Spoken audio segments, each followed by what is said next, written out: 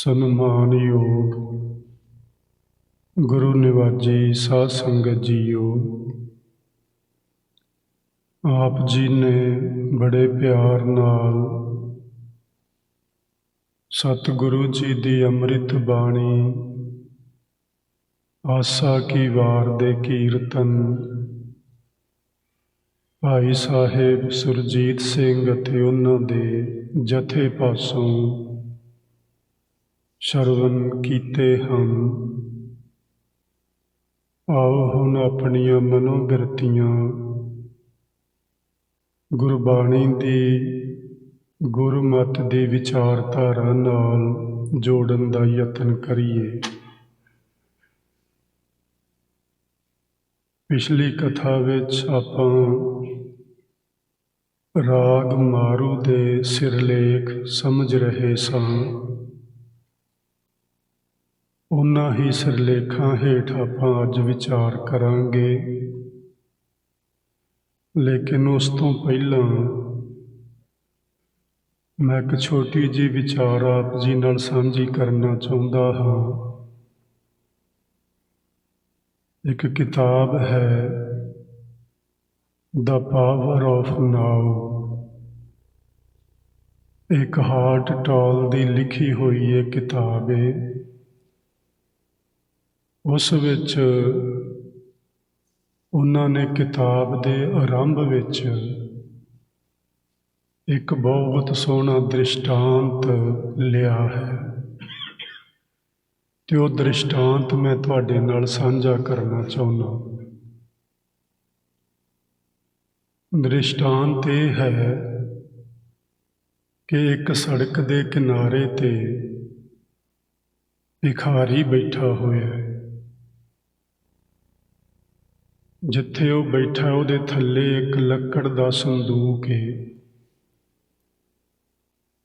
ਉਹਦੇ ਉੱਤੇ ਬੈਠਾ ਹੈ ਤੇ ਉਹ ਭਿੱਖਿਆ ਮੰਗਦਾ ਹੈ ਹਰ ਉੱਥੋਂ ਲੰਘਣ ਵਾਲੇ ਆਦਮੀ ਤੋਂ। ਇੱਕ ਅਜਨਬੀ ਉੱਥੋਂ ਲੰਘ ਰਿਹਾ ਹੈ ਤੇ ਉਸਨੇ ਉਸ ਭਿਖਾਰੀ ਨੇ ਆਪਣੇ ਸੁਭਾਅ ਮੁਤਾਬਕ ਉਸ ਨੂੰ ਵੀ ਭਿੱਖਿਆ ਦੇਣ ਦੀ ਬੇਨਤੀ ਕੀਤੀ। ਉਸ ਰਾਹੀ ਨੇ ਇਹ ਗੱਲ ਆਖੀ ਕਿ ਮੇਰੇ ਕੋਲ ਖੁੱਲ੍ਹੇ ਪੈਸੇ ਨਹੀਂ ਹਨ ਤੈਨੂੰ ਦੇਣ ਜੋਗੇ। ਇਹ ਗੱਲ ਕਹਿ ਕੇ ਉਸ ਭਿਖਾਰੀ ਨੂੰ ਉਹ ਕਹਿੰਦਾ ਹੈ ਕਿ ਜਿੱਥੇ ਤੂੰ ਬੈਠਾ ਹੈ ਤੇਰੇ ਥੱਲੇ ਕੀ ਹੈ? ਭਿਖਾਰੀ ਆਖਦਾ ਹੈ ਲੱਕੜ ਦਾ ਬਕਸਾ ਹੈ, ਹੋਰ ਕੁਝ ਨਹੀਂ। ਇਸ ਲੱਕੜ ਦੇ ਬਕਸੇ ਉੱਤੇ ਬੈਠ ਕੇ ਮੈਨੂੰ ਭਿੱਖਿਆ ਮੰਗਦਿਆਂ ਤਕਰੀਬਨ 30 ਸਾਲ ਬੀਤ ਗਏ ਨੇ। ਤੇ ਉਹ ਰਾਹੀ ਕਹਿੰਦਾ ਕਿ ਤੂੰ ਕਦੀ ਇਸ ਬਕਸੇ ਨੂੰ ਖੋਲ੍ਹ ਕੇ ਵੇਖਿਆ?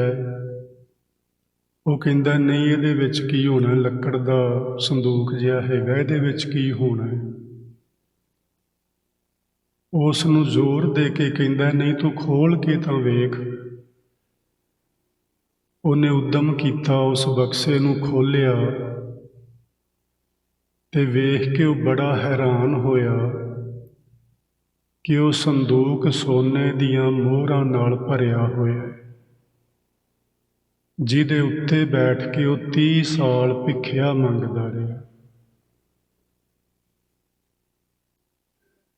ਇਸ ਕਿਤਾਬ ਦਾ ਲਿਖਾਰੀ ਇਹ ਗੱਲ ਕਹਿੰਦਾ ਕਿ ਮੈਂ ਤੁਹਾਨੂੰ ਹੋਰ ਤੇ ਕੁਝ ਨਹੀਂ ਦੇ ਸਕਦਾ ਉਸ ਰਾਹੀ ਦੀ ਤਰ੍ਹਾਂ, ਪਰ ਇੱਕ ਰਸਤਾ ਵਿਖਾ ਸਕਦਾ ਹਾਂ। ਕਿਤੇ ਅਸੀਂ ਵੀ ਇਸੇ ਤਰ੍ਹਾਂ ਹੀ ਸਾਰੀ ਜ਼ਿੰਦਗੀ ਭੀਖ ਹੀ ਨਾ ਮੰਗਦੇ ਰਹਿ ਜਾਈਏ ਤੇ ਬੈਠੇ ਹੋਈਏ ਸੋਨੇ ਦੀਆਂ ਮੋਹਰਾਂ ਨਾਲ ਭਰੇ ਹੋਏ ਸੰਦੂਕ ਦੇ ਉੱਤੇ। ਉਹ ਕਹਿੰਦਾ ਜਿਸ ਤਰ੍ਹਾਂ ਉਸ ਰਾਹੀ ਨੇ ਉਸ ਭਿਖਾਰੀ ਦਾ ਧਿਆਨ ਦਿਵਾਇਆ ਕਿ ਆਪਣੇ ਥੱਲੇ ਵੇਖ ਕੀ ਹੈ। ਉਹ ਕਹਿੰਦਾ ਮੈਂ ਤੁਹਾਡਾ ਧਿਆਨ ਕਿਸੇ ਸੰਦੂਕ ਵੱਲ ਨਹੀਂ ਦਿਵਾਉਣਾ ਚਾਹੁੰਦਾ,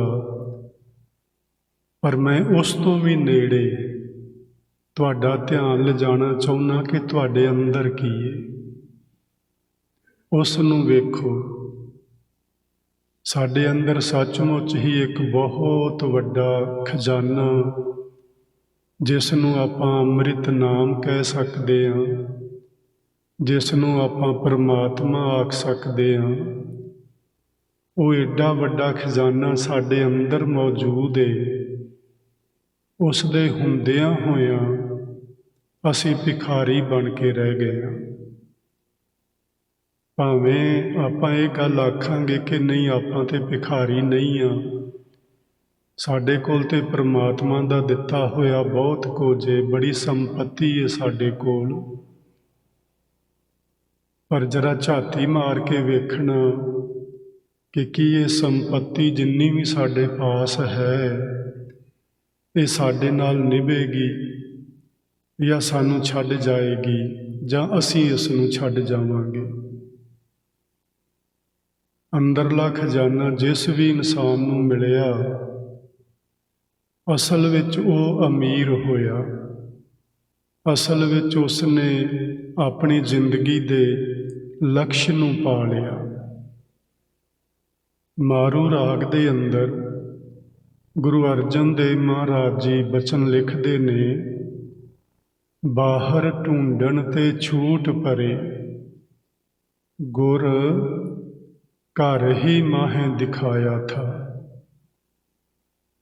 ਆਪਣੇ ਘਰ ਵੇਖਣਾ ਹੈ, ਆਪਣੇ ਅੰਦਰ ਝਾਤੀ ਮਾਰਨੀ ਹੈ ਕਿ ਸਾਡੇ ਅੰਦਰ ਕੀ ਕੁਝ ਹੈ।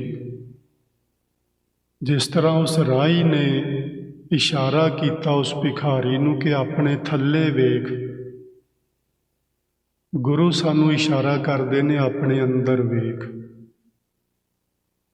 ਤੇ ਆਪਣੇ ਅੰਦਰ ਵੇਖਣ ਵਾਸਤੇ ਇਹ ਜ਼ਰੂਰੀ ਹੁੰਦਾ ਹੈ ਕਿ ਅਸੀਂ ਬਾਹਰੋਂ ਵੇਖਣਾ ਬੰਦ ਕਰੀਏ।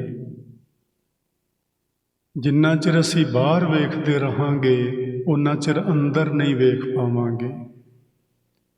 ਜੇ ਅੰਦਰ ਵੇਖਣ ਦਾ ਪਿਆਰ ਮਨ ਵਿੱਚ ਪੈਦਾ ਹੋਵੇ ਤੇ ਫਿਰ ਬਾਹਰ ਵੇਖਣਾ ਬੰਦ ਕਰਨਾ ਹੋਏਗਾ।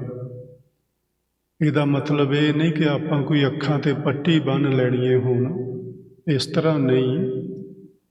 ਸਗੋਂ ਜਦੋਂ ਵੀ ਸਮਾਂ ਮਿਲੇ, ਸਵੇਰੇ, ਦੁਪਹਿਰੇ, ਸ਼ਾਮ, ਰਾਤ, ਕਿਸੇ ਵਕਤ ਵੀ ਇਕਾਂਤ ਵਿੱਚ ਬੈਠਣਾ, ਨੇਤਰ ਬੰਦ ਕਰਨੇ ਤੇ ਆਪਣੇ ਧਿਆਨ ਨੂੰ ਆਪਣੇ ਅੰਦਰ ਲਿਜਾਣਾ। ਜਦੋਂ ਗੁਰੂ ਦੇ ਦੱਸੇ ਹੋਏ ਰਾਹ ਤੇ ਆਪਾਂ ਇਸ ਤਰ੍ਹਾਂ ਚੱਲਣਾ ਪ੍ਰਾਰੰਭ ਕਰਾਂਗੇ, ਫਿਰ ਗੁਰੂ ਅਰਜਨ ਦੇਵ ਮਹਾਰਾਜ ਆਖਦੇ ਨੇ, ਬਾਹਰ ਢੂੰਡਣ ਤੇ ਛੂਟ ਪਰੇ। ਹੁਣ ਸਾਨੂੰ ਬਾਹਰ ਇਹ ਸੰਪਤੀ ਲੱਭਣ ਦੀ ਲੋੜ ਨਾ ਰਹੇਗੀ। ਅੰਦਰ ਇੰਨਾ ਵੱਡਾ ਖਜ਼ਾਨਾ ਅਸੀਂ ਪਾ ਲਵਾਂਗੇ, ਅਸੀਂ ਅਮੀਰ ਹੋ ਜਾਵਾਂਗੇ। ਅਨ ਭਉ ਅਚਰਜ ਰੂਪ ਪ੍ਰਭ ਪੇਖਿਆ, ਮੇਰਾ ਮਨ ਛੋੜ ਨ ਕਤਹੂੰ ਜਾਇਆ ਥਾ। ਜਦੋਂ ਗੁਰੂ ਦੀ ਕਿਰਪਾ ਸਦਕਾ, ਗੁਰੂ ਦੇ ਇਸ਼ਾਰੇ ਨੂੰ ਪਾ ਕੇ ਆਪਾਂ ਆਪਣੇ ਅੰਦਰ ਵੇਖਣਾ ਪ੍ਰਾਰੰਭ ਕਰ ਲਿਆ ਤੇ ਆਪਣੇ ਅੰਦਰੋਂ ਪ੍ਰਭੂ ਦਾ ਇੱਕ ਆਸ਼ਚਰਜ ਰੂਪ ਨਜ਼ਰ ਆਏਗਾ। ਭਾਵੇਂ ਗੁਰਬਾਣੀ ਵਿੱਚ ਇਹ ਗੱਲ ਆਖੀ ਗਈ ਕਿ ਪਰਮਾਤਮਾ ਦਾ ਕੋਈ ਰੂਪ ਨਹੀਂ, ਉਹ ਰੂਪ ਰੰਗ ਤੋਂ ਨਿਆਰਾ ਹੈ, ਵੱਖਰਾ ਹੈ, ਲੇਕਿਨ ਅਸੀਂ ਸਾਰੀ ਜ਼ਿੰਦਗੀ ਰੂਪ ਰੰਗ ਵੇਖਦੇ ਰਹੇ ਹਾਂ। ਤੇ ਜਦੋਂ ਅਸੀਂ ਅਰੂਪ ਨੂੰ ਵੇਖਾਂਗੇ, ਉਦੋਂ ਵੀ ਸਾਡੇ ਮਨ ਦੀ ਹਾਲਤ ਇੱਕ ਆਸ਼ਚਰਜਤਾ ਵਾਲੀ ਹੋਏਗੀ ਕਿ ਜੋ ਕੁਝ ਸਾਰੀ ਜ਼ਿੰਦਗੀ ਵੇਖਿਆ, ਉਹਦੇ ਨਾਲੋਂ ਇਹ ਜੋ ਅਸੀਂ ਨਹੀਂ ਵੇਖ ਰਹੇ ਹੁਣ, ਜਿਸ ਨੂੰ ਅਰੂਪ ਕਹਿੰਦੇ ਆ, ਉਹ ਕਈ ਗੁਣਾ ਵਧੇਰੇ ਸ਼ੋਭਾ ਵਾਲਾ ਹੈ। ਮਨ ਤੇ ਨੇਤਰਾਂ ਨੂੰ ਸ਼ਾਂਤੀ ਤੇ ਠੰਡ ਦੇਣ ਵਾਲਾ ਹੈ। ਆਪਾਂ ਜਿੰਨਾ ਚਿਰ ਤੇ ਜਦੋਂ ਵੀ ਬਾਹਰ ਵੇਖਦੇ ਹਾਂ, ਜ਼ਿਆਦਾਤਰ ਜੋ ਕੁਝ ਵੀ ਵੇਖਦੇ ਹਾਂ ਆਪਾਂ, ਕਿਸੇ ਵਿਰਲੀ ਜਿਹੀ ਵਸਤੂ ਨੂੰ ਛੱਡ ਕੇ ਸਾਡੇ ਮਨ ਦੇ ਅੰਦਰ ਉਹ ਪੰਜ ਵਿਕਾਰ ਭੜਕਦੇ ਹਨ। ਸੁੰਦਰ ਰੂਪ ਵੇਖਦਿਆਂ ਤੇ ਕਾਮ ਵਾਸਨਾ ਜਾਗਦੀ ਏ। ਵੱਡੀਆਂ ਵੱਡੀਆਂ ਬਿਲਡਿੰਗਾਂ, ਵੱਡੀਆਂ ਵੱਡੀਆਂ ਕਾਰਾਂ, ਅਮੀਰ ਲੋਕਾਂ ਨੂੰ ਵੇਖਦਿਆਂ ਤੇ ਮਨ ਵਿੱਚ ਲੋਭ ਤੇ ਲਾਲਚ ਪੈਦਾ ਹੁੰਦਾ ਹੈ। ਇਸੇ ਤਰ੍ਹਾਂ ਬਾਕੀ ਸਾਰੀਆਂ ਚੀਜ਼ਾਂ, ਇਹ ਸਾਡੇ ਅੰਦਰ ਜਿੰਨਾ ਚਿਰ ਅਸੀਂ ਬਾਹਰ ਵੇਖਾਂਗੇ, ਇਹ ਪੰਜ ਵਿਕਾਰ ਸਾਡੇ ਉੱਤੇ ਹਾਵੀ ਹੋਣਗੇ, ਪ੍ਰਭਾਵ ਪਾਉਣਗੇ ਕਿਸੇ ਨਾ ਕਿਸੇ ਰੂਪ ਵਿੱਚ। ਲੇਕਿਨ ਜਦੋਂ ਅੰਦਰ ਵੇਖਾਂਗੇ ਤੇ ਅਰੂਪ ਨਜ਼ਰ ਆਏਗਾ, ਤੇ ਉਸ ਅਰੂਪ ਵਿੱਚੋਂ ਸਾਨੂੰ ਸ਼ਾਂਤੀ ਮਿਲੇਗੀ, ਟਿਕਾ ਮਿਲੇਗਾ, ਸਹਿਜ ਮਿਲੇਗਾ। ਬਸ ਉਹ ਹੈ ਅਚਰਜ ਰੂਪ ਪਰਮਾਤਮਾ ਦਾ। ਜਿਸ ਵੀ ਕਿਸੇ ਵਿਅਕਤੀ ਨੇ ਉਸ ਦਾ ਅਨੁਭਵ ਕਰ ਲਿਆ, ਇੱਥੇ ਅਨੁਭਵ ਦਾ ਮਤਲਬ ਹੈ ਅਨੁਭਵ ਕਰਨਾ। ਜਦੋਂ ਉਸ ਪ੍ਰਭੂ ਦਾ, ਜਿਸ ਦਾ ਰੂਪ ਰੰਗ ਰੇਖ ਭੇਖ ਨਹੀਂ ਹੈ ਕੋਈ ਵੀ, ਉਸ ਅਰੂਪ ਨੂੰ ਵੇਖਾਂਗੇ ਤੇ ਅਚਰਜਤਾ ਦੇ ਨਾਲ ਭਰ ਜਾਵਾਂਗੇ। ਜਦੋਂ ਉਹ ਅਨੁਭਵ ਹੋ ਗਿਆ, ਫਿਰ ਗੁਰੂ ਜੀ ਨੇ ਆਖਿਆ, ਮੇਰਾ ਮਨ ਛੋੜ ਨਾ ਕਤਹੂੰ ਜਾਇਆ ਥਾ। ਹੁਣ ਕਿਸੇ ਪਾਸੇ ਮਨ ਨਹੀਂ ਜਾਂਦਾ। ਸਾਡੀ ਸਭਨਾਂ ਦੀ ਇਹ ਸ਼ਿਕਾਇਤ ਹੈ ਕਿ ਜਦੋਂ ਅਸੀਂ ਬੈਠਦੇ ਹਾਂ ਸਿਮਰਨ ਵਿੱਚ, ਜਦੋਂ ਅਸੀਂ ਨੇਤਰ ਬੰਦ ਕਰਦੇ ਹਾਂ, ਮਨ ਦੇ ਅੰਦਰ ਫੁਰਨੇ ਸ਼ੁਰੂ ਹੋ ਜਾਂਦੇ ਨੇ। ਤੇ ਫੁਰਨੇ ਉਹ ਸ਼ੁਰੂ ਹੁੰਦੇ ਨੇ ਜਿਨ੍ਹਾਂ ਨੂੰ ਕਦੀ ਸੋਚਿਆ ਵੀ ਨਹੀਂ ਹੁੰਦਾ, ਜਿਹੜੇ ਕਦੀ ਜ਼ਿੰਦਗੀ 'ਚ ਵੇਖੇ ਨਹੀਂ ਹੁੰਦੇ, ਜਿਨ੍ਹਾਂ ਦਾ ਕਦੀ ਅਨੁਭਵ ਨਹੀਂ ਕੀਤਾ ਹੁੰਦਾ।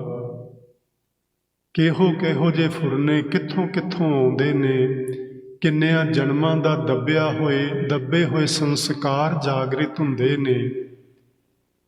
ਉਹ ਵੀ ਹੈਰਾਨ ਕਰ ਦੇਣ ਵਾਲੀ ਗੱਲ ਏ। ਪਰ ਜਦੋਂ ਪ੍ਰਭੂ ਦਾ ਰੂਪ ਅਚਰਜ ਵੇਖਿਆ, ਹੁਣ ਮਨ ਬਾਹਰ ਨਹੀਂ ਜਾਂਦਾ, ਉਸ ਨੂੰ ਛੱਡਣ ਨੂੰ ਰਾਜ਼ੀ ਨਹੀਂ ਹੁੰਦਾ। ਸੋ ਕੋਸ਼ਿਸ਼ ਕਰੀਏ ਕਿ ਜਿੰਨਾ ਵੀ ਸਮਾਂ ਮਿਲੇ 24 ਘੰਟਿਆਂ ਵਿੱਚ ਨੇਤਰ ਜ਼ਰੂਰ ਬੰਦ ਕਰਕੇ ਬੈਠਿਆ ਕਰੀਏ ਤੇ ਆਪਣੇ ਅੰਦਰ ਧਿਆਨ ਲਿਜਾਇਆ ਕਰੀਏ। ਆਪਣੇ ਅੰਦਰ ਸੱਚਮੁੱਚ ਹੀ ਬਹੁਤ ਵੱਡਾ ਖਜ਼ਾਨਾ ਹੈ। ਗੁਰੂ ਮਹਾਰਾਜ ਜੀ ਨੇ ਲਿਖੇ ਹੋਏ ਨੇ ਬਚਨ, ਨੌ ਨਿਧ ਅੰਮ੍ਰਿਤ ਪ੍ਰਭ ਕਾ ਨਾਮ। ਨੌ ਨਿਧ ਦਾ ਮਤਲਬ ਹੁੰਦਾ 9 ਨਿਧੀਆਂ, ਸਾਰੇ ਹੀ ਖਜ਼ਾਨੇ ਜਿੰਨੇ ਸੰਸਾਰ ਵਿੱਚ ਮੰਨੇ ਜਾਂਦੇ ਨੇ, ਉਹ 9 ਖਜ਼ਾਨੇ ਮੰਨੇ ਜਾਂਦੇ ਨੇ। ਉਹ ਸਾਡੇ ਸਾਰੇ ਹੀ ਅੰਦਰ ਹਨ। ਜਦੋਂ ਪ੍ਰਭੂ ਦਾ ਨਾਮ ਅੰਦਰੋਂ ਪ੍ਰਗਟ ਹੁੰਦਾ ਹੈ, ਦੇਹੀ ਮੈਂ ਇਸ ਕਾ ਬਿਸਰਾਮ, ਉਸ 9 ਨਿਧਾਂ ਰੂਪ ਖਜ਼ਾਨਾ ਜਿਹੜਾ ਪ੍ਰਭੂ ਦਾ ਅੰਮ੍ਰਿਤ ਨਾਮ ਹੈ, ਉਹਦਾ ਟਿਕਾਣਾ ਸਾਡੇ ਅੰਦਰ ਹੈ।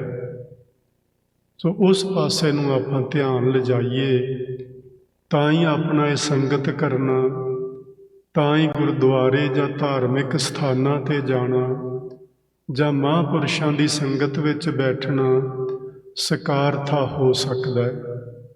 ਸੋ ਕੋਸ਼ਿਸ਼ ਕਰਿਆ ਕਰੀਏ।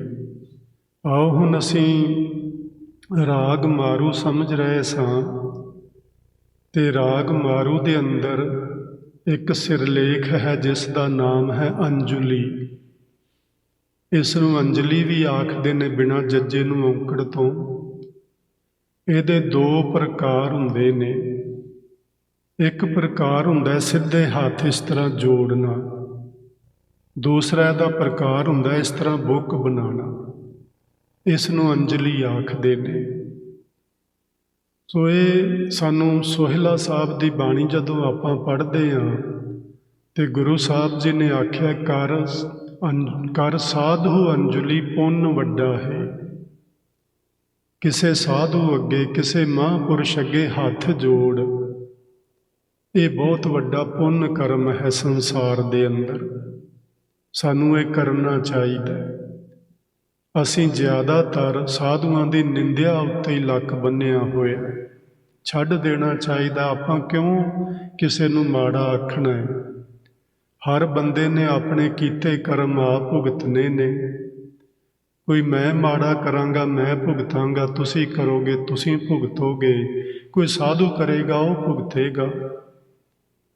ਰੱਬ ਦੀ ਕਚਹਿਰੀ ਵਿੱਚ ਨਾ ਕੋਈ ਛੋਟਾ ਹੁੰਦਾ ਹੈ ਨਾ ਕੋਈ ਵੱਡਾ ਹੁੰਦਾ ਹੈ।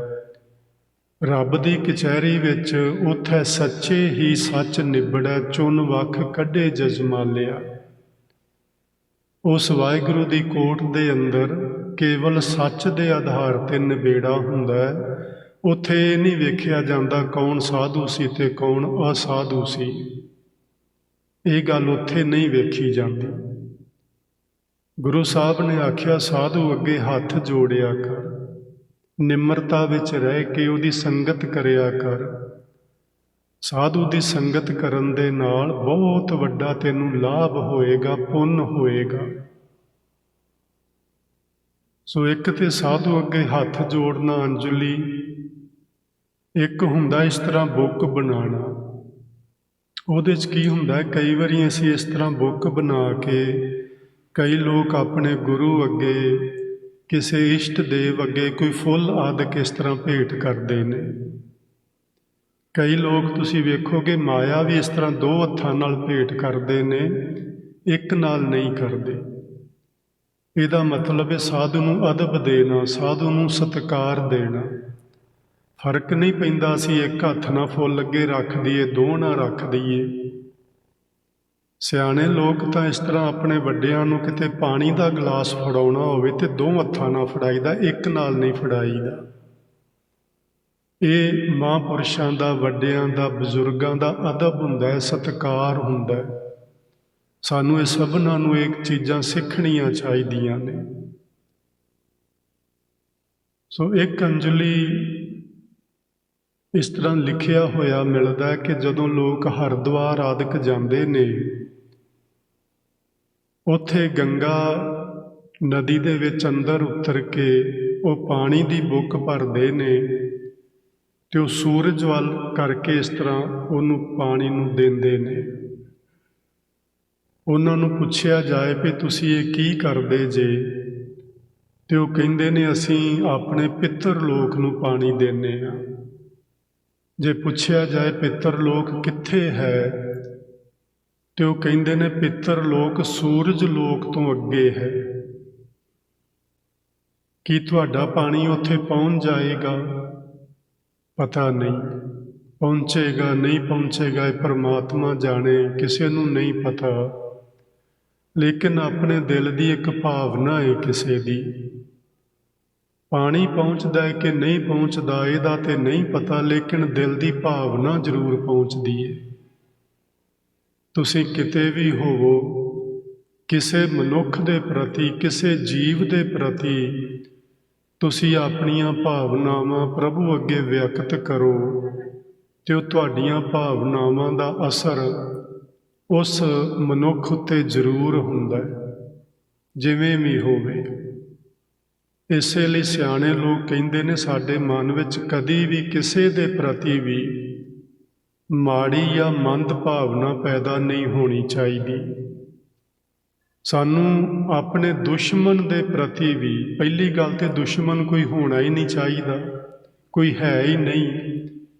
ਲੇਕਿਨ ਫਿਰ ਵੀ ਸੰਸਾਰ ਵਿੱਚ ਇਸ ਤਰ੍ਹਾਂ ਚੱਲਦਾ ਹੀ ਏ, ਕੋਈ ਸਾਡੇ ਸੱਜਣ ਨੇ, ਕੋਈ ਸਾਡੇ ਦੁਸ਼ਮਣ ਨੇ। ਦੁਸ਼ਮਣ ਦੇ ਪ੍ਰਤੀ ਵੀ ਮੰਦ ਭਾਵਨਾ ਮਨ ਵਿੱਚ ਨਹੀਂ ਲਿਆਉਣੀ ਚਾਹੀਦੀ। ਉਹਦੇ ਪ੍ਰਤੀ ਵੀ ਚੰਗੀ ਭਾਵਨਾ ਰੱਖਣੀ ਚਾਹੀਦੀ, ਉਹਦੇ ਭਲੇ ਲਈ ਅਰਦਾਸ ਕਰਨੀ ਚਾਹੀਦੀ ਏ। ਪਰਮਾਤਮਾ ਉਸ ਨੂੰ ਸਦ ਬੁੱਧੀ ਦੇਵੇ, ਇਹ ਭਾਵਨਾਵਾਂ ਉਹਦੇ ਪ੍ਰਤੀ ਰੱਖਣੀਆਂ ਚਾਹੀਦੀਆਂ ਨੇ। ਹੋ ਸਕਦਾ ਤੁਹਾਡੀਆਂ ਭਾਵਨਾਵਾਂ ਦੇ ਸਦਕਾ ਉਹ ਮਨੁੱਖ ਕਦੀ ਦੁਸ਼ਮਣ ਤੋਂ ਸੱਜਣ ਹੀ ਬਣ ਜਾਏ।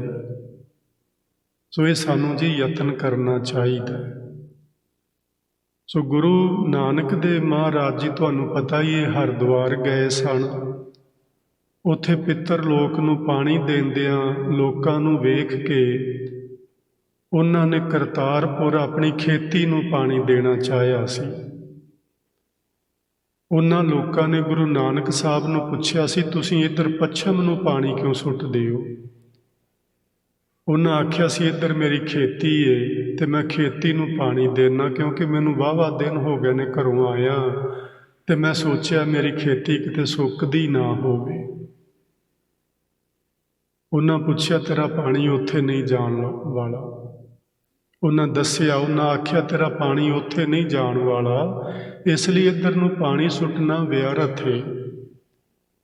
ਤੇ ਗੁਰੂ ਸਾਹਿਬ ਨੇ ਆਖਿਆ ਜੇ ਤੁਹਾਡਾ ਪਾਣੀ ਸੂਰਜ ਲੋਕ ਤੋਂ ਅੱਗੇ ਚਲਾ ਜਾਏਗਾ ਤੇ ਮੇਰਾ ਪਾਣੀ 100-150 ਮੀਲਾਂ ਤੇ ਨਹੀਂ ਜਾਏਗਾ, ਇੱਥੇ ਵੀ ਚਲਾ ਜਾਏਗਾ।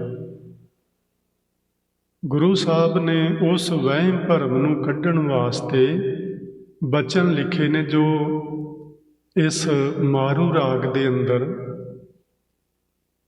ਗੁਰੂ ਸਾਹਿਬ ਕਹਿੰਦੇ ਸੰਜੋਗ ਵਿਜੋਗ ਧੁਰੋਂ ਹੀ ਹੁਆ, ਪੰਚ ਧਾਤ ਕਰ ਪੁਤਲਾ ਕੀਆ, ਸਾਹੇ ਕੈ ਫੁਰਮਾਇੜੈ ਜੀ ਦੇਹੀ ਵਿੱਚ ਜੀਉ ਆਏ ਪਿਆ। ਸੰਜੋਗ ਤੇ ਵਿਜੋਗ ਦੋ ਸੱਤਾ ਨੇ ਪਰਮੇਸ਼ਵਰ ਦੀਆਂ। ਸੰਜੋਗ ਉਹ ਸੱਤਾ ਹੈ ਜਿਸ ਸੱਤਾ ਦੇ ਨਾਲ, ਜਿਸ ਸ਼ਕਤੀ ਨਾਲ ਅਸੀਂ ਇੱਕ ਦੂਜੇ ਨਾਲ ਮਿਲਾਪ ਕਰਦੇ ਹਾਂ, ਚਾਹੇ ਉਹ ਦੁਨਿਆਵੀ ਤੌਰ 'ਤੇ ਹੋਵੇ, ਚਾਹੇ ਉਹ ਪਰਮਾਰਥਕ ਤੌਰ 'ਤੇ ਹੋਵੇ। ਜਿੰਨਾ ਚਿਰ ਵਾਹਿਗੁਰੂ ਜੀ ਦੀ ਸੰਜੋਗ ਸੱਤਾ ਵਾਪਰਦੀ ਨਹੀਂ, ਓਨਾ ਚਿਰ ਅਸੀਂ ਕਿਸੇ ਨੂੰ ਮਿਲ ਨਹੀਂ ਸਕਦੇ। ਦੁਨਿਆਵੀ ਤੌਰ 'ਤੇ ਵੀ ਤੇ ਮੈਂ ਬੇਨਤੀ ਕੀਤੀ ਹੈ, ਪਰਮਾਰਥਕ ਤੌਰ 'ਤੇ ਵੀ। ਪਰਮਾਰਥਕ ਤੌਰ 'ਤੇ ਦਾ ਮਤਲਬ ਹੈ ਅਸੀਂ ਗੁਰੂ ਨੂੰ ਮਿਲਦੇ ਹਾਂ। ਜਿੰਨਾ ਚਿਰ ਸਾਡੇ ਪੂਰਬਲੇ ਸੰਜੋਗ ਨਹੀਂ ਜਾਗਦੇ, ਓਨਾ ਚਿਰ ਅਸੀਂ ਗੁਰੂ ਨੂੰ ਵੀ ਨਹੀਂ ਮਿਲ ਸਕਦੇ। ਪੂਰਬ ਕਰਮ ਅੰਕੁਰ ਜਬ ਪ੍ਰਗਟੇ, ਭੇਟਿਓ ਪੁਰਖ ਰਸਕ ਬੈਰਾਗੀ। ਜਦੋਂ ਸਾਡੇ ਪੂਰਬਲੇ ਕਰਮਾਂ ਦਾ ਅੰਕੁਰ ਫੁੱਟਦਾ ਏ, ਉਦੋਂ ਸਾਨੂੰ ਕਿਸੇ ਵੈਰਾਗੀ ਮਹਾਂਪੁਰਸ਼ ਦੇ ਦਰਸ਼ਨ ਹੁੰਦੇ ਨੇ। ਇਸ ਨੂੰ ਸੰਜੋਗ ਸੱਤਾ ਕਿਹਾ ਜਾਂਦਾ ਹੈ। ਵਿਜੋਗ ਸੱਤਾ ਹੁੰਦੀ ਹੈ ਜਿਹਦੇ ਦੁਆਰਾ ਜੀਵ ਮਿਲ ਕੇ ਵਿਛੜ ਜਾਂਦੇ ਨੇ। ਜਦੋਂ ਸਾਡਾ ਜਨਮ ਹੁੰਦਾ ਉਹ ਵੀ ਸੰਜੋਗਾਂ ਦੁਆਰਾ ਹੁੰਦਾ ਹੈ, ਤੇ ਕੁਝ ਜੀਆਂ ਨੂੰ ਅਸੀਂ ਮਿਲਦੇ ਹਾਂ ਆਪਣੇ ਪਰਿਵਾਰ ਵਿੱਚ। ਜਦੋਂ ਮਰਨ ਹੁੰਦਾ ਹੈ ਉਹ ਵਿਜੋਗ ਸੱਤਾ ਵਾਪਰਦੀ ਹੈ ਤੇ ਸਾਡਾ ਇਹ ਸਰੀਰ ਦਾ ਛੁੱਟਣਾ ਹੋ ਜਾਂਦਾ ਤੇ ਅਸੀਂ ਵਿਛੜ ਜਾਂਦੇ ਹਾਂ ਉਹਨਾਂ ਜੀਵਾਂ ਤੋਂ। ਇਹ ਜਿਹੜਾ ਸੰਜੋਗ ਤੇ ਵਿਜੋਗ ਇਹ ਧੁਰੋਂ ਹੀ ਹੁਆ, ਇਹ ਵਾਹਿਗੁਰੂ ਜੀ ਵੱਲੋਂ ਹੀ ਬਣਤ ਐਸੀ ਕੁਝ ਬਣਾਈ ਹੋਈ ਹੈ ਸੰਸਾਰ ਨੂੰ ਚਲਾਉਣ ਵਾਲੀ। ਸਾਨੂੰ ਇਹ ਸਮਝਣੀ ਚਾਹੀਦੀ ਹੈ। ਅਸੀਂ ਜਦੋਂ ਸੰਜੋਗ ਸੱਤਾ ਵਾਪਰਦੀ ਹੈ, ਕਿਸੇ ਪਿਆਰੇ ਨੂੰ ਮਿਲਦੇ ਹਾਂ ਬੜੇ ਖੁਸ਼ ਹੁੰਦੇ ਹਾਂ, ਜਦੋਂ ਵਿਛੜਦੇ ਹਾਂ ਉਦੋਂ ਕਿਉਂ ਦੁਖੀ ਹੁੰਦੇ ਹਾਂ? ਜਦੋਂ ਕਿ ਇਹ ਦੋਵੇਂ ਹੀ ਕਿਰਿਆਵਾਂ ਜਿਹੜੀਆਂ ਨੇ ਇਹ ਪ੍ਰਭੂ ਦੇ ਹੁਕਮ ਵਿੱਚ ਹੁੰਦੀਆਂ ਨੇ। ਧੁਰੋਂ ਹੀ ਹੁਆ, ਪੰਜ ਧਾਤ ਕਰ ਪੁਤਲਾ ਕੀਆ। ਪੰਜ ਧਾਤੂਆਂ ਨੂੰ ਮਿਲਾ ਕੇ ਇਹ ਸਾਡਾ ਸਰੀਰ ਜਿਹੜਾ ਹੈ ਇਹਦਾ ਨਿਰਮਾਣ ਹੁੰਦਾ। ਅਸੀਂ ਸਮਝਦੇ ਹਾਂ ਧਰਤੀ, ਆਕਾਸ਼, ਜਲ, ਵਾਯੂ, ਇਹਨਾਂ ਪੰਜ ਚੀਜ਼ਾਂ ਦੇ ਨਾਲ, ਅਗਨੀ, ਇਹਨਾਂ ਪੰਜ ਚੀਜ਼ਾਂ ਦੇ ਨਾਲ ਮਿਲ ਕੇ ਇਹ ਸਾਡਾ ਸਰੀਰ ਬਣਦਾ। ਇਹਦੇ ਵਿੱਚ ਇੱਕ ਮਹਾਭੂਤ ਜਿਸ ਨੂੰ ਆਖਿਆ ਜਾ ਸਕਦਾ ਹੈ ਆਤਮ ਸੱਤਾ, ਉਹ ਪਰਮੇਸ਼ਵਰ ਵੱਲੋਂ ਰੱਖੀ ਜਾਂਦੀ ਏ ਤੇ ਇਹ ਪੁਤਲਾ ਚੱਲਦਾ ਫਿਰਦਾ ਹੋ ਜਾਂਦਾ ਹੈ। ਜਿਵੇਂ ਗੱਡੀ ਹਰ ਤਰ੍ਹਾਂ ਨਾਲ ਤਿਆਰ ਹੋਵੇ, ਉਹਦੇ ਵਿੱਚ ਗੈਸ ਨਾ ਹੋਵੇ, ਬੈਟਰੀ ਨਾ ਹੋਵੇ, ਉਹ ਚੱਲਣ ਦੇ ਸਮਰੱਥ ਨਹੀਂ ਹੁੰਦੀ, ਭਾਵੇਂ ਸਭ ਕੁਝ ਤਿਆਰ ਹੋਵੇ। ਗੈਸ ਪਾਈ ਜਾਏ, ਬੈਟਰੀ ਰੱਖ ਦਿੱਤੀ ਜਾਏ, ਉਸੇ ਵੇਲੇ ਚੱਲ ਪੈਂਦੀ ਹੈ। ਇਹ ਸਰੀਰ ਪੰਜਾਂ ਤੱਤਾਂ ਦਾ ਬਣਿਆ ਹੋਇਆ, ਜਿੰਨਾ ਮਰਜ਼ੀ ਸੋਹਣਾ ਇਹਦਾ ਰੂਪ ਬਣਾ ਦਿੱਤਾ ਜਾਏ ਜਾਂ ਬਣ ਜਾਏ, ਪਰ ਜਿੰਨਾ ਚਿਰ ਉਹ ਆਤਮ ਸੱਤਾ ਵਿੱਚ ਨਾ ਟਿਕੇ, ਇਹ ਚਾਲੂ ਹਾਲਤ ਵਿੱਚ ਨਹੀਂ ਹੋ ਸਕਦਾ। ਸਾਹੇ ਕੈ ਫੁਰਮਾਇੜੈ ਜੀ, ਐ ਸੱਜਣੋ, ਜਦੋਂ ਸਾਹਾ ਹੁੰਦਾ ਹੈ ਉਹ ਸਮਾਂ ਜਦੋਂ ਮਿਲਾਪ ਹੋਣਾ ਹੈ। ਇਸ ਸਰੀਰ ਦਾ ਤੇ ਉਸ ਆਤਮਾ ਦਾ। ਦੇਹੀ ਵਿੱਚ ਜੀਉ ਆਏ ਪਿਆ, ਇਸ ਸਰੀਰ ਵਿੱਚ ਉਸ ਜੀਵ ਆਤਮਾ ਨੂੰ ਟਿਕਾਇਆ ਜਾਂਦਾ ਹੈ। ਇਸ ਤਰ੍ਹਾਂ ਸਾਡੀ ਇਹ ਸੰਜੋਗ ਤੇ ਵਿਜੋਗ ਦੀ ਜਿਹੜੀ ਕਿਰਿਆ ਹੈ ਉਹ ਪ੍ਰਾਰੰਭ ਹੋ ਜਾਂਦੀ ਹੈ। ਅੱਗੇ ਗੁਰੂ ਜੀ ਨੇ ਬਚਨ ਲਿਖਿਆ, ਵਿੱਚੋਂ ਗਰਭ ਹੈ ਨਿਕਲ ਆਇਆ। ਅਸੀਂ ਮਾਤਾ ਦੇ ਉਦਰ ਵਿੱਚ 9-10 ਮਹੀਨੇ ਬਿਤਾਉਂਦੇ ਹਾਂ, ਉੱਥੇ ਹੀ ਇਹ ਸਾਰੀ ਕਿਰਿਆ ਹੁੰਦੀ ਏ। ਉਸ ਤੋਂ ਬਾਅਦ ਜਦੋਂ ਗਰਭ ਤੋਂ ਬਾਹਰ ਆਇਆ ਇਹ ਜੀਵ, ਇਹਨੇ ਕੀਤਾ ਕਿ ਖਸਮ ਵਿਸਾਰ ਦੁਨੀ ਚਿੱਤ ਲਾਇਆ। ਜਿਸ ਮਾਲਕ ਨੇ ਸੋਹਣੀ ਬਣਤ ਬਣਾਈ ਸੀ, ਦੀਨੇ ਹਸਤ ਪਾਮ ਕਰਨ ਨੇਤਰ ਰਸਨਾ, ਇੰਨਾ ਸੋਹਣਾ ਸੁੰਦਰ ਸਰੂਪ ਬਣਾਇਆ ਸੀ, ਉਸ ਨੂੰ ਵਿਸਾਰ ਦਿੱਤਾ। ਖਸਮ ਵਿਸਾਰ, ਉਸ ਮਾਲਕ ਨੂੰ ਵਿਸਾਰ ਕੇ ਦੁਨੀ ਚਿੱਤ ਲਾਇਆ। ਦੁਨੀਆ ਦੇ ਨਾਲ ਆਪਣਾ ਚਿੱਤ ਜੋੜ ਲਿਆ। ਦੁਨੀਆ ਨਾਲ ਚਿੱਤ ਜੋੜਨ ਤੋਂ ਮਤਲਬ ਹੈ ਮੋਹ ਮਮਤਾ ਵਿੱਚ ਫਸ ਗਿਆ। ਇਸ ਮੋਹ ਮਮਤਾ ਵਿੱਚ ਫਸੇ ਹੋਏ ਇਨਸਾਨ ਨੇ ਜਦੋਂ ਸਾਰੀ ਜ਼ਿੰਦਗੀ ਵਿਅਰਥ ਗਵਾ ਲਈ, ਫਿਰ ਹੁੰਦਾ ਕਿ ਇਹ ਆਵੈ ਜਾਏ ਭਵਾਈਐ ਜੋਨੀ, ਰਹਿਣ ਨ ਕਿਤਹੀ ਥਾਏ ਪਿਆ। ਉਹ ਕਿਸੇ ਜਗ੍ਹਾ ਤੇ ਰਹਿਣ ਜੋਗਾ ਨਹੀਂ ਹੋ ਜਾਂਦਾ। ਫਿਰ ਉਹਦਾ ਜੰਮਣ ਤੇ ਮਰਨ ਦਾ ਗੇੜ ਚੱਲ ਪੈਂਦਾ। ਉਸ ਨੂੰ ਜੂਨਾਂ ਵਿੱਚ ਪਵਾਇਆ ਜਾਂਦਾ, ਭਾਵ ਜਨਮ ਤੇ ਮਰਨ ਦੇ ਗੇੜ ਵਿੱਚ ਪਾ ਦਿੱਤਾ ਜਾਂਦਾ। ਕਈ ਵਾਰੀ ਕੋਈ ਸਾਡੇ ਸਿਆਣੇ ਸੱਜਣ, ਪੜ੍ਹੇ ਲਿਖੇ ਸੱਜਣ ਮਿਲਦੇ ਨੇ ਤੋ ਇਸ ਤਰ੍ਹਾਂ ਬਹੁਤ ਵਾਰੀ ਗੱਲ ਕਰਦੇ ਨੇ ਕਿ ਜਿਹੜਾ ਇਹ ਜਨਮ ਮਰਨ ਦਾ ਗੇੜ ਹੈ, ਇਹ ਸਾਨੂੰ ਐਵੇਂ ਡਰਾਵਾ ਹੀ ਦਿੱਤਾ ਗਿਆ। ਉਹ ਰੀਇਨਕਾਰਨੇਸ਼ਨ ਦੀ ਗੱਲ ਕਰਦੇ ਨੇ ਵੀ ਇਹ ਕੁਝ ਨਹੀਂ ਹੁੰਦਾ। ਮਾਂ ਪਿਓ ਦੇ ਸੰਜੋਗ ਨਾਲ ਜੀਵ ਪੈਦਾ ਹੋਇਆ ਤੇ ਇਹ ਦੇਹ ਹੀ ਆਖਰ ਨੂੰ ਇਹਨਾਂ 5 ਤੱਤਾਂ ਤੋਂ ਬਣੀ ਹੈ ਤੇ ਇਸ ਦਾ ਖਾਤਮਾ ਹੋਣਾ ਹੀ ਹੁੰਦਾ ਹੈ। ਜਦੋਂ ਖਤਮ ਹੋ ਜਾਂਦੀ ਹੈ, ਬਸ ਇਹੀ ਐਂਡਿੰਗ ਹੈ ਮਨੁੱਖ ਦੀ। ਪਰ ਗੁਰੂ ਮਹਾਰਾਜ ਦਾ ਮੰਨਣਾ ਇਸ ਤਰ੍ਹਾਂ ਨਹੀਂ। ਭਾਵੇਂ ਲੋਕ ਸਿਆਣੇ ਨੇ, ਪੜ੍ਹੇ ਲਿਖੇ ਨੇ, ਡਾਕਟਰ ਬਣ ਜਾਂਦੇ ਨੇ, ਵਿਗਿਆਨੀ ਬਣ ਜਾਂਦੇ ਨੇ, ਉਹਨਾਂ ਦੀ ਖੋਜ ਨੂੰ ਵੀ ਨਮਸਕਾਰ ਮੈਂ ਤੇ ਕਰਦਾ ਰਹਿਣਾ। ਪਰ ਜਿਹੜੀ ਗੁਰੂ ਦੀ ਖੋਜ ਹੈ, ਮੈਨੂੰ ਲੱਗਦਾ ਹੈ ਉਹ ਇਸ ਤੋਂ ਅੱਗੇ ਦੀ ਹੈ। ਉਹ ਅਤੀ ਸੂਖਸ਼ਮ ਤੱਤ ਦੀ ਖੋਜ ਹੈ। ਅਸੀਂ ਸਥੂਲ ਤੱਤ ਦੀ ਖੋਜ ਕਰਨ ਜਾਣਦੇ ਹਾਂ। ਗੁਰੂ ਸਾਹਿਬ ਮੰਨਦੇ ਨੇ ਕਿ ਇਹੋ ਜਿਹੇ ਮਨੁੱਖ ਨੂੰ, ਜਿਸ ਨੇ ਪ੍ਰਭੂ ਨੂੰ ਵਿਸਾਰ ਕੇ ਮੋਹ ਮਮਤਾ ਵਿੱਚ ਆਪਣਾ ਚਿੱਤ ਲਾਈ ਰੱਖਿਆ ਸਾਰੀ ਜ਼ਿੰਦਗੀ, ਉਹਦਾ ਫਿਰ ਜਨਮ ਤੇ ਮਰਨ ਦਾ ਗੇੜ ਮੁੱਕਦਾ ਨਹੀਂ, ਉਹ ਸਗੋਂ ਸ਼ੁਰੂ ਹੋ ਜਾਂਦਾ ਨਵੇਂ ਸਿਰੇ ਤੋਂ। ਇਹ ਜਿਹੜੀ ਵਾਰੀ ਸੀ ਮਨੁੱਖ ਜੀਵਨ, ਇਹ ਇਸ ਤਰ੍ਹਾਂ ਸੀ, ਅਸੀਂ ਇਹਦੇ ਵਿੱਚ ਆ ਕੇ ਉਹ ਗੇੜ ਖਤਮ ਕਰ ਸਕਦੇ ਸਾਂ।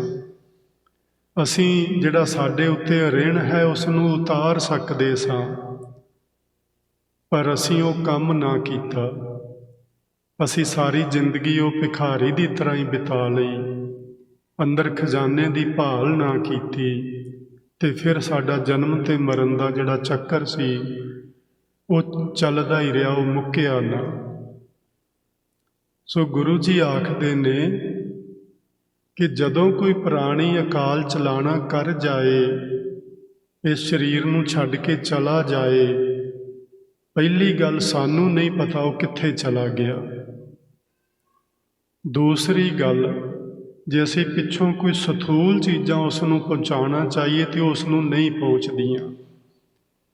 ਉਸ ਆਤਮਾ ਤੱਕ ਤੁਹਾਡੀ ਭਾਵਨਾ ਪਹੁੰਚ ਸਕਦੀ ਏ, ਪਰ ਤੁਹਾਡਾ ਦਿੱਤਾ ਹੋਇਆ ਪਾਣੀ ਨਹੀਂ ਪਹੁੰਚ ਸਕਦਾ। ਤੁਸੀਂ ਬਾਅਦ ਵਿੱਚ ਉਹਦੇ ਨਿਮਿਤ ਕਿਸੇ ਦੂਜੇ ਨੂੰ ਭੋਜਨ ਛਕਾਓ ਤੇ ਆਖੋ ਉਹ ਤ੍ਰਿਪਤ ਹੋਏਗਾ, ਇਹ ਭੋਜਨ ਉਹਦੇ ਤੱਕ ਨਹੀਂ ਪਹੁੰਚਣਾ।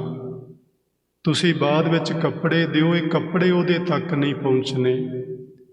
ਮੈਂ ਤੇ ਇੱਕ ਗੱਲ ਹੋਰ ਕਰਦਾ ਹੁੰਨਾ ਕਿ ਇਹ ਜਿਹੜੀਆਂ ਲੋੜਾਂ ਨੇ, ਪਾਣੀ ਦੀ ਜ਼ਰੂਰਤ ਹੈ, ਭੋਜਨ ਦੀ ਜ਼ਰੂਰਤ ਹੈ, ਕੱਪੜਿਆਂ ਆਦਿਕ ਦੀ ਲੋੜ ਹੈ, ਇਹ ਸਰੀਰ ਨੂੰ ਹੁੰਦੀ ਹੈ, ਆਤਮਾ ਦੀਆਂ ਲੋੜਾਂ ਨਹੀਂ ਹਨ। ਇਹ ਸਰੀਰ ਦੀਆਂ ਜ਼ਰੂਰਤਾਂ ਨੇ ਤੇ ਸਰੀਰ ਅਸੀਂ ਸੰਸਕਾਰ ਕਰ ਦਿੱਤਾ ਜਾਂ ਮਿੱਟੀ ਵਿੱਚ ਦੱਬ ਦਿੱਤਾ ਜਾਂ ਪਾਣੀ ਵਿੱਚ ਪ੍ਰਵਾਹ ਦਿੱਤਾ। ਸੋ ਆਤਮਾ ਦੀ ਜਿਹੜੀ ਜ਼ਰੂਰਤ ਹੈ ਉਹ ਤੁਹਾਡੀ ਸ਼ੁੱਧ ਭਾਵਨਾ ਦੀ ਜ਼ਰੂਰਤ ਹੈ, ਤੁਹਾਡੀ ਅਰਦਾਸ ਦੀ ਜ਼ਰੂਰਤ ਹੈ। ਸੋ ਇਹ ਬਚਨ ਸਾਨੂੰ ਗੁਰੂ ਮਹਾਰਾਜ ਨੇ ਅੰਜਲੀ ਦੇ ਸਿਰਲੇਖ ਹੇਠਾਂ ਸਮਝਾਇਆ। ਅਗਲਾ ਸਿਰਲੇਖ ਹੈ ਸੋ ਲਹੇ। ਇਹ ਵੀ ਮਾਰੂ ਰਾਗ ਦੇ ਅੰਦਰ ਹੈ। ਅਸੀਂ ਕਈ ਵਾਰੀ ਜਿਹੜੇ ਪਾਠ ਕਰਦੇ ਨੇ ਸੱਜਣ, ਉਹ ਜ਼ਰੂਰ ਧਿਆਨ ਦੇਣ ਇਸ ਗੱਲ ਵੱਲ। ਅਸੀਂ ਸੋਲਹੇ ਨੂੰ ਸੋਹਲੇ ਪੜ੍ਹ ਜਾਂਦੇ ਹਾਂ। ਜੇ ਤੁਸੀਂ ਇਹਦੇ ਅਰਥ ਸਮਝ ਗਏ ਹੋ ਤੇ ਭਲਾ, ਨਹੀਂ ਤੇ ਮੈਂ ਸੰਖੇਪ ਜਿਹਾ ਦੱਸ ਦੇਣਾ ਕਿ ਸੋਹਲੇ ਵਿੱਚ ਤੇ ਸੋਲਹੇ ਵਿੱਚ ਫਰਕ ਕੀ ਹੈ। ਅਸੀਂ ਸਹਿ ਸੁਭਾਏ ਬਿਨਾਂ ਧਿਆਨ ਦਿੱਤੇ ਇਸ ਤਰ੍ਹਾਂ ਦੀਆਂ ਉਕਾਈਆਂ ਆਮ ਹੀ ਕਰਦੇ ਹਾਂ ਪਾਠ ਕਰਨ ਲੱਗੇ। ਸੋਲਹੇ ਦਾ ਮਤਲਬ ਹੈ ਇੱਕ ਨੰਬਰ ਹੁੰਦਾ ਹੈ ਜੀ ਗਿਣਤੀ ਦਾ 16। ਸੋਲਹੇ ਉਸ ਗਿਣਤੀ ਦਾ ਬਹੁਵਾਚਕ ਰੂਪ ਹੈ। ਕਈ 16 16 16 16 ਉਹਨੂੰ ਸੋਲਹੇ ਆਖਦੇ ਨੇ। ਸੋ ਇਸ ਸੋਲਹੇ ਦੇ ਸਿਰਲੇਖ ਥੱਲੇ ਕਈ ਸਾਰੇ ਸ਼ਬਦ ਨੇ ਤੇ ਉਹਨਾਂ ਦੇ 16 16 ਬੰਦ ਹਨ। ਇੱਕ ਸ਼ਬਦ ਦੇ 16 ਬੰਦ ਨੇ, ਉਹ ਇੱਕ ਸੋਲਹਾ ਹੋ ਗਿਆ ਤੇ ਸੋਲਹੇ ਉਹਦਾ ਬਹੁਵਚਨ ਰੂਪ ਹੋ ਗਿਆ। ਕਈ 16 16 ਬੰਦਾਂ ਵਾਲੇ ਸ਼ਬਦ। ਤੇ ਜਿਹੜਾ ਸੋਹਲਾ ਹੁੰਦਾ ਹੈ ਉਹ ਇੱਕ ਗੀਤ ਹੁੰਦਾ ਹੈ। ਸੋਹਲਾ ਜਿਵੇਂ ਅਸੀਂ ਸ਼ਾਮ ਦਾ ਰਾਤ ਦਾ ਅਸੀਂ ਪਾਠ ਕਰਦੇ ਹਾਂ ਤੇ ਆਪਾਂ ਸਤਿਕਾਰ ਨਾਲ ਸੋਹਿਲਾ ਸਾਹਿਬ ਆਖਦੇ ਹਾਂ। ਉਸ ਸੋਹਿਲਾ ਸਾਹਿਬ ਦੇ ਅੰਦਰ 5 ਸ਼ਬਦ ਨੇ, 5 ਗੀਤ ਨੇ ਗੁਰਬਾਣੀ ਦੇ। ਸੋ ਸੋਹਿਲੇ ਦਾ ਮਤਲਬ ਹੁੰਦਾ ਹੈ ਗੀਤ ਤੇ ਸੋਲਹੇ ਦਾ ਮਤਲਬ ਹੁੰਦਾ ਹੈ ਬਹੁਤ ਸਾਰੇ 16 16 ਬੰਦਾਂ ਵਾਲੇ ਸ਼ਬਦ। ਸੋ ਇਹਦੇ ਵੱਲ ਜ਼ਰੂਰ ਧਿਆਨ ਦਿਆ ਕਰੋ।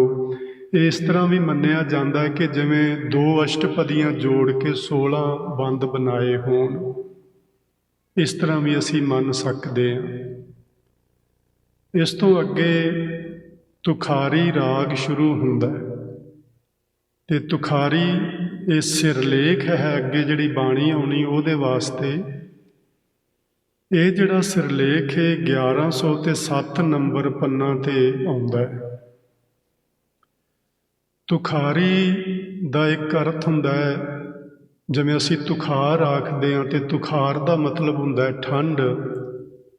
ਠੰਡ ਦਾ ਅਸੀਂ ਇਹਨੂੰ ਬਰਫ਼ ਵੀ ਆਖ ਸਕਦੇ ਹਾਂ, ਸ਼ਾਂਤੀ ਵੀ ਆਖ ਸਕਦੇ ਹਾਂ, ਸਹਿਜ ਵੀ ਆਖਿਆ ਜਾ ਸਕਦਾ ਹੈ। ਜਦੋਂ ਬੰਦਾ ਕਿਸੇ ਬੜੇ ਸਹਿਜ ਵਿੱਚ ਵਿਚਰਦਾ ਹੋਵੇ ਤੇ ਅਸੀਂ ਕਹਿੰਦੇ ਬੜਾ ਸ਼ਾਂਤ ਤੇ ਬੜਾ ਠੰਡੇ ਸੁਭਾਅ ਵਾਲਾ ਹੈ। ਇਹ ਸਾਰੇ ਅਰਥ ਤੁਖਾਰ ਵਿੱਚੋਂ ਨਿਕਲਦੇ ਨੇ। ਇਹ ਜਿਹੜਾ ਤੁਖਾਰੀ ਰਾਗ ਹੈ ਇਹਦਾ 4 ਘੜੀ ਦਿਨ ਚੜ੍ਹੇ ਗਾਇਨ ਕੀਤਾ ਜਾਂਦਾ ਹੈ। ਇੱਕ ਘੜੀ ਤਕਰੀਬਨ 22 ਮਿੰਟ ਦੇ ਲਗਭਗ ਹੁੰਦੀ ਹੈ। ਸੋ ਅਸੀਂ ਕਹਿ ਸਕਦੇ ਹਾਂ ਘੰਟਾ ਕੁ ਦਿਨ ਚੜ੍ਹੇ ਤੋਂ ਬਾਅਦ ਇਸ ਦੇ ਗਾਉਣ ਦਾ ਸਮਾਂ ਹੁੰਦਾ ਹੈ। ਇਹਦਾ ਰਾਗਾਂ ਅਨੁਸਾਰ ਗੁਰੂ ਗ੍ਰੰਥ ਸਾਹਿਬ ਵਿੱਚ 22ਵਾਂ ਨੰਬਰ ਹੈ। ਭਾਈ ਕਾਹਨ ਸਿੰਘ ਜੀ ਨੇ ਮਹਾਨ ਕੋਸ਼ ਵਿੱਚ ਤੁਖਾਰ ਦਾ ਹਵਾਲਾ ਦਿੰਦਿਆਂ ਉਹਨਾਂ ਨੇ ਅਥਰਵੇਦ ਦਾ ਜ਼ਿਕਰ ਕੀਤਾ ਹੈ। ਉਹ ਕਹਿੰਦੇ ਨੇ ਅਥਰਵੇਦ ਅਨੁਸਾਰ ਹਿਮਾਲਿਆ ਦੇ ਉੱਤਰ ਪੱਛਮ ਦਾ ਇੱਕ ਦੇਸ਼ ਸੀ। ਭਾਵੇਂ ਹੁਣ ਤੁਖਾਰ ਨਾਂ ਦਾ ਉੱਥੇ ਕੋਈ ਮੁਲਕ ਨਹੀਂ, ਪਰ ਜ਼ਰੂਰ ਕਿਸੇ ਇਲਾਕੇ ਦਾ ਨਾਂ ਪੁਰਾਣੇ ਸਮੇਂ ਵਿੱਚ ਰਿਹਾ ਹੋਵੇਗਾ। ਤੇ ਜਦੋਂ ਉਹ ਹਿਮਾਲਾ ਦਾ ਜ਼ਿਕਰ ਕਰਦੇ ਨੇ ਤੇ ਇਹਦਾ ਮਤਲਬ ਉੱਥੇ ਬਰਫ਼ ਪੈਂਦੀ ਹੋਏਗੀ, ਠੰਡ ਬੜੀ ਹੁੰਦੀ ਹੋਏਗੀ ਤੇ ਉਸ ਨੂੰ ਤੁਖਾਰ ਦਾ ਇਲਾਕਾ ਆਖਿਆ ਜਾਂਦਾ ਹੋਏਗਾ। ਉਹਨਾਂ ਨੇ ਇੱਕ ਹੋਰ ਬੜਾ ਸੁਆਦਲਾ ਜ਼ਿਕਰ ਕੀਤਾ। ਕਹਿੰਦੇ ਨੇ ਇੱਥੋਂ ਦੇ ਜਿਹੜੇ ਘੋੜੇ ਨੇ ਉਹਨਾਂ ਦੀ ਬੜੀ ਵੱਡੀ ਤਾਰੀਫ ਕੀਤੀ ਜਾਂਦੀ ਹੈ। ਉਹ ਰੱਥ ਦੇ ਜੋੜਨ ਦੇ ਕੰਮ ਆਉਂਦੇ ਨੇ। ਜਿਵੇਂ ਕਾਬਲ ਕੰਧਾਰ ਦੇ ਘੋੜੇ ਜਿਹੜੇ ਨੇ, ਅਰਬੀ ਘੋੜੇ ਜਿਨ੍ਹਾਂ ਨੂੰ ਆਖਦੇ ਆ, ਉਹ ਸਵਾਰੀ ਕਰਨ ਦੇ ਕੰਮ ਆਉਂਦੇ ਨੇ। ਇਸ ਤਰ੍ਹਾਂ ਇਹ ਤੁਖਾਰ ਦੇਸ਼ ਦੇ ਘੋੜੇ ਰੱਥ ਦੇ ਜੋੜਨ ਦੇ ਕੰਮ ਆਉਂਦੇ ਸਨ। ਸੋ ਚਲੋ ਅਸੀਂ ਇਸ ਪਾਸੇ ਨਾ ਬਹੁਤਾ ਜਾਈਏ। ਤੇ ਤੁਖਾਰ ਦਾ ਅਰਥ ਜਿਹੜਾ ਠੰਡ ਹੁੰਦਾ ਹੈ, ਉਹਦੇ ਤੇ ਗੁਰੂ ਜੀ ਨੇ ਬਚਨ ਲਿਖੇ ਨੇ, ਪੋਖ ਤੁਖਾਰ ਨਾ ਵਿਆਪਈ, ਕੰਠ ਮਿਲਿਆ ਹਰ ਨਾਹ। ਜਿਹੜੀ ਇਹ ਕਠੋਰਤਾ ਹੈ ਬਾਹਰਲੀ, ਜਦੋਂ ਠੰਡ ਪੈਂਦੀ ਹੈ ਜੀ, ਸਾਰੀਆਂ ਚੀਜ਼ਾਂ ਕਠੋਰ ਹੋ ਜਾਂਦੀਆਂ ਨੇ, ਸਖਤ ਹੋ ਜਾਂਦੀਆਂ ਨੇ ਠੰਡ ਦੇ ਵਿੱਚ, ਤੇ ਗਰਮੀ ਵਿੱਚ ਸਾਰੀਆਂ ਚੀਜ਼ਾਂ ਪਿਘਲ ਜਾਂਦੀਆਂ ਨੇ। ਸਾਡਾ ਅੰਤःਕਰਨ ਵੀ ਜਦੋਂ ਸਾਡੇ ਉੱਤੇ ਵਿਕਾਰਾਂ ਦੀ ਠੰਡ ਯਾਨੀ ਕਠੋਰਤਾ ਪੈਂਦੀ ਹੋਵੇ, ਤੇ ਉਹ ਵੀ ਇਕੱਠੇ ਹੋ ਜਾਂਦੇ ਨੇ, ਸੁੰਗੜ ਜਾਂਦੇ ਨੇ।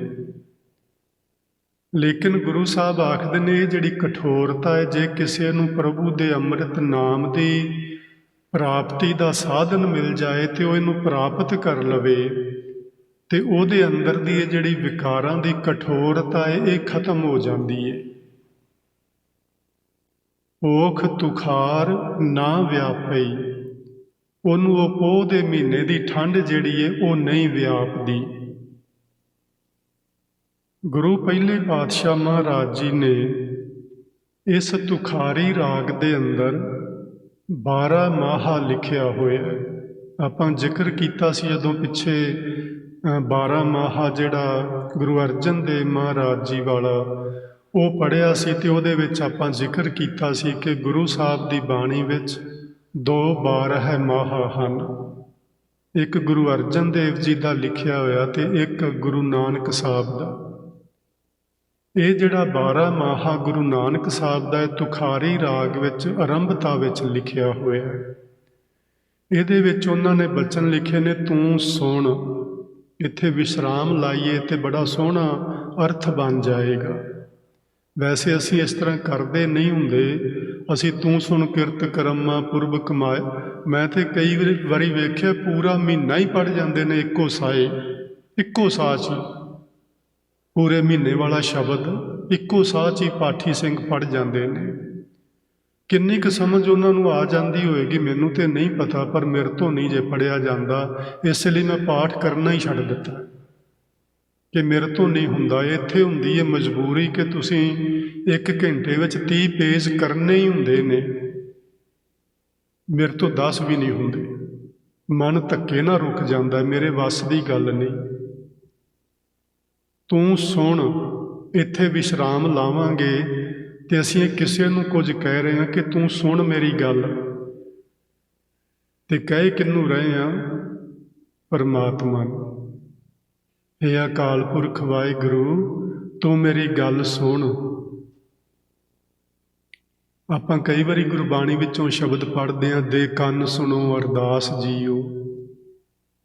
ਤੇ ਜਦੋਂ ਗੁਰੂ ਜੀ ਨੇ ਆਖਿਆ ਰੱਬ ਦਾ ਸਰੀਰ ਹੀ ਕੋਈ ਨਹੀਂ, ਉਹਨੂੰ ਕਿਵੇਂ ਆਖਿਆ ਜਾ ਸਕਦਾ ਵੀ ਕੰਨ ਦੇ ਕੇ ਮੇਰੀ ਗੱਲ ਸੁਣ? ਇਹਦਾ ਮਤਲਬ ਵੀ ਉਹਦੀ ਤਵੱਜੋ ਸਾਡੇ ਵੱਲ ਹੋਵੇ।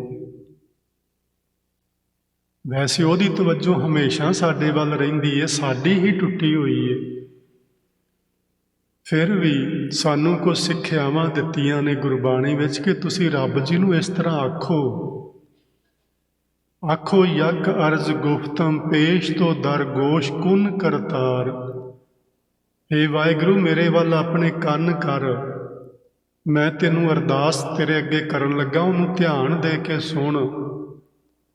ਇਹਦਾ ਮਤਲਬ ਇਹ ਹੁੰਦਾ ਉਹਨੂੰ ਪੂਰਿਆਂ ਕਰ। ਜਿਹੜੀ ਮੈਂ ਅਰਦਾਸ ਕਰਨ ਲੱਗਾ ਉਹਨੂੰ ਪੂਰਿਆਂ ਕਰ, ਤੂੰ ਸੁਣ। ਹੇ ਵਾਹਿਗੁਰੂ ਮੇਰੀ ਗੱਲ ਸੁਣ। ਕਿਰਤ ਕਰਮਾਂ ਪੁਰਬ ਕਮਾਇਆ। ਕਿਰਤ ਕਰਮਾਂ ਦਾ ਮਤਲਬ ਹੁੰਦਾ ਕੀਤੇ ਹੋਏ ਕਰਮਾਂ ਦੀ ਕਿਰਤ ਦੇ ਜਿਹੜੇ ਸੰਸਕਾਰ ਬਣ ਗਏ ਨੇ ਮੇਰੇ ਨਾਲ, ਉਹ ਤੇਰੀ ਕਿਸੇ ਅਣਗਹਿਲੀ ਕਰਕੇ ਨਹੀਂ ਬਣੇ, ਸਗੋਂ ਪੁਰਬ ਕਮਾਇਆ, ਉਹ ਮੈਂ ਹੀ ਕੰਮ ਕੀਤੇ ਸਨ। ਕਿੰਨਾ ਸਪਸ਼ਟ ਹੈ ਜੀ ਇੱਥੇ ਪੂਰਬਲੇ ਕਰਮਾਂ ਦੀ ਗੱਲ। ਵੈਸੇ ਪੂਰਬਲੇ ਕਰਮਾਂ ਦੀ ਗੱਲ ਜਦੋਂ ਕਰਦੇ ਹਾਂ ਤੇ ਮੈਂ ਇਸ ਤਰ੍ਹਾਂ ਇਹਨੂੰ ਲੈਂਦਾ ਹੁੰਨਾ ਕਿ ਹੁਣ ਤੋਂ ਪਹਿਲਾਂ, ਚਾਹੇ ਉਹ ਪਿਛਲਿਆਂ ਜਨਮਾਂ ਵਿੱਚ ਆਪਾਂ ਕੀਤੇ, ਚਾਹੇ ਹੁਣੇ 10 ਮਿੰਟ ਪਹਿਲਾਂ ਕਰਕੇ ਕੁਝ ਆਏ ਆ, ਚਾਹੇ ਕੁਝ ਕੱਲ੍ਹ ਕੀਤਾ ਸੀ, ਕੁਝ ਰਾਤੀ ਕਮਾਇਆ ਸੀ, ਬਸ ਹੁਣ ਤੋਂ ਜੋ ਕੁਝ ਪਹਿਲਾਂ ਕੀਤਾ ਉਹ ਸਾਡਾ ਪੁਰਬ ਕਮਾਇਆ, ਤੇ ਉਹ ਜੋ ਕੁਝ ਮੈਂ ਪੁਰਬ ਕਮਾਇਆ ਉਹਦੇ ਹਿਸਾਬ ਨਾਲ ਹੀ ਤੂੰ ਤੇ ਮੇਰੇ ਮੱਥੇ ਤੇ ਲੇਖ ਲਿਖ ਦਿੱਤੇ ਨੇ। ਸਿਰ ਸਿਰ ਸੁਖ ਸਹੰਮਾ, ਅਸੀਂ ਸਾਰੇ ਜੀਵ ਜਿੰਨੇ ਵੀ ਇਸ ਸੰਸਾਰ ਵਿੱਚ ਪੈਦਾ ਹੋਏ ਹਾਂ ਜਾਂ ਤੇਰੇ ਵੱਲੋਂ ਕੀਤੇ ਗਏ ਹਾਂ, ਅਸੀਂ ਸਾਰੇ ਜੀਵ ਸੁੱਖ ਤੇ ਦੁੱਖ ਆਪਣੀ ਜ਼ਿੰਦਗੀ ਵਿੱਚ ਸਹਿਣ ਕਰਦੇ ਹਾਂ। ਸੁੱਖ ਮਿਲਦਾ ਤੇ ਅਸੀਂ ਆਪਣੇ ਮੋਢਿਆਂ ਨੂੰ ਸ਼ਾਬਾਸ਼ ਦਿੰਦੇ ਹਾਂ, ਦੁੱਖ ਮਿਲੇ ਤੇ ਰੱਬ ਦਾ ਕਸੂਰ ਕੱਢਦੇ ਹਾਂ। ਇਹ ਸਾਡਾ ਸੁਭਾਅ ਬਣ ਚੁੱਕਾ ਏ। ਪਰ ਗੁਰੂ ਜੀ ਆਖਦੇ ਨੇ ਸਿਰ ਸਿਰ ਸੁਖ ਸਹੰਮਾ, ਅਸੀਂ ਸੁੱਖ ਤੇ ਦੁੱਖ ਆਪਣੇ ਪੂਰਬਲੇ ਕੀਤੇ ਹੋਏ ਕਰਮਾਂ ਦੇ ਸੰਸਕਾਰਾਂ ਦੇ ਅਨੁਸਾਰ ਭੋਗਦੇ ਹਾਂ। ਦੇ ਸੋ ਤੂੰ ਭਲਾ, ਸਾਡੇ ਕੀਤੇ ਹੋਏ ਕਰਮਾਂ ਦਾ ਜੋ ਵੀ ਫਲ ਸਾਨੂੰ ਤੂੰ ਦੇਣਾ ਏ ਉਹ ਭਲਾ ਹੈ, ਉਹ ਚੰਗਾ ਹੈ, ਸਾਨੂੰ ਇਹ ਮੰਨ ਲੈਣਾ ਚਾਹੀਦਾ ਹੈ। ਜੇ ਕੋਈ ਵਿਅਕਤੀ ਸਰੀਰ ਕਰਕੇ ਮਾਨਸਿਕ ਤੌਰ ਤੇ ਆਰਥਿਕ ਤੌਰ ਤੇ ਉਹ ਦੁਖੀ ਏ, ਪਰੇਸ਼ਾਨ ਏ, ਉਹਨੂੰ ਰੱਬ ਦੇ ਉੱਤੇ ਗੁੱਸਾ ਤੇ ਗਿਲਾ ਕੱਢਣ ਦੀ ਲੋੜ ਨਹੀਂ। ਉਹ ਅੱਜ ਗੁਰੂ ਜੀ ਕੋਲੋਂ ਇਹ ਗੱਲ ਸਿੱਖ ਕੇ ਜਾਏ, ਇਹ ਮੇਰੇ ਹੀ ਕੀਤੇ ਹੋਏ ਕਰਮਾਂ ਦਾ ਫਲ ਮੈਨੂੰ ਮਿਲ ਰਿਹਾ ਹੈ। ਤੇ ਜਿਹੜੇ ਲੋਕ ਸੁੱਖ ਤੇ ਆਨੰਦ ਮਾਣਦੇ ਨੇ ਉਹ ਵੀ ਜ਼ਰੂਰ ਸਿੱਖ ਕੇ ਜਾਣ ਕਿ ਇਹ ਸਾਡੇ ਹੀ ਕੀਤੇ ਹੋਏ ਕਰਮਾਂ ਦਾ ਰੱਬ ਜੀ ਨੇ ਸਾਨੂੰ ਸੁੱਖ ਦਿੱਤਾ ਹੈ। ਪਰ ਜੇ ਅਸੀਂ ਹੁਣ ਕੁਝ ਚੰਗਾ ਨਾ ਕਰ ਸਕੇ ਫਿਰ ਉਹ ਹਾਲਤ ਹੋਏਗੀ, ਜਿਹੜੇ ਦੁਖੀ ਲੋਕ ਹੁਣ ਦੁੱਖ ਭੋਗ ਰਹੇ ਨੇ, ਫਿਰ ਸਾਡੀ ਹਾਲਤ ਵੀ ਉਹੋ ਹੀ ਹੋਣ ਵਾਲੀ ਹੈ। ਜੇ ਕਦੀ ਤੁਸੀਂ ਦੁੱਖ ਵੇਖਿਆ ਨਾ ਹੋਵੇ, ਮੈਂ ਤੇ ਅਰਦਾਸ ਕਰਦਾ ਕੋਈ ਵੀ ਭਾਈ ਦੁੱਖ ਨਾ ਵੇਖੇ, ਪਰ ਜੇ ਵੇਖਣਾ ਹੋਵੇ ਤੇ ਕਿਸੇ ਦਿਨ ਹਸਪਤਾਲ ਫੇਰਾ ਮਾਰ ਆਇਆ ਜੇ, ਸਮਝ ਆ ਜਾਏਗੀ ਲੋਕ ਕਿਵੇਂ ਵਿਲਕ ਰਹੇ ਨੇ, ਕਿਵੇਂ ਤੜਪ ਰਹੇ ਨੇ, ਕਿਵੇਂ ਹਾਹਾਕਾਰ ਮੱਚੀ ਹੁੰਦੀ ਉੱਥੇ। ਜਿਹੜੇ ਲੋਕ ਸੁਖੀ ਨੇ ਭਾਈ, ਰੱਬ ਨੂੰ ਚੇਤੇ ਰੱਖਿਆ ਕਰੋ ਤੇ ਚੰਗੇ ਕਰਮ ਕਮਾਇਆ ਕਰੋ। ਕੁਛ ਮਾੜਾ ਨਾ ਸਾਡੇ ਤੋਂ ਹੋ ਜਾਏ, ਮਾੜਾ ਹੋ ਗਿਆ ਦੇ ਸੋ ਤੂੰ ਭਲਾ, ਉਹਦਾ ਫਲ ਵੀ ਵਾਹਿਗੁਰੂ ਜੀ ਵੱਲੋਂ ਸਾਨੂੰ ਦਿੱਤਾ ਜਾਏਗਾ ਤੇ ਫਿਰ ਸਾਨੂੰ ਉਹ ਵੀ ਭੁਗਤਣਾ ਹੀ ਪਵੇਗਾ। ਸੋ ਜੀ ਸਮਾਂ ਹੋ ਗਿਆ, ਅੱਜ ਆਪਾਂ ਇੱਥੇ ਵਿਚਾਰ ਸਮਾਪਤ ਕਰਦੇ ਹਾਂ। ਇਸ ਤੋਂ ਅੱਗੇ ਐਤਵਾਰ ਵਾਲੇ ਦਿਨ ਫਿਰ ਗੱਲ ਸ਼ੁਰੂ ਕਰਾਂਗੇ। ਤੁਸੀਂ ਬੜੇ ਪਿਆਰ ਨਾਲ ਬੈਠ ਕੇ ਗੁਰਬਾਣੀ ਵਿਚਾਰ ਸੁਣਿਆ ਹੈ, ਉਹਦੇ ਲਈ ਤੁਹਾਡਾ ਸਭਨਾਂ ਦਾ ਬਹੁਤ ਬਹੁਤ ਧੰਨਵਾਦ। ਮੇਰੇ ਪਾਸੋਂ ਹੋਈਆਂ ਭੁੱਲਾਂ ਦੀ ਖਿਮਾ ਪਿਆਰ ਨਾਲ ਆਖੋ ਜੀ। ਵਾਹਿਗੁਰੂ ਜੀ ਕਾ ਖਾਲਸਾ, ਵਾਹਿਗੁਰੂ ਜੀ ਕੀ ਫਤਿਹ।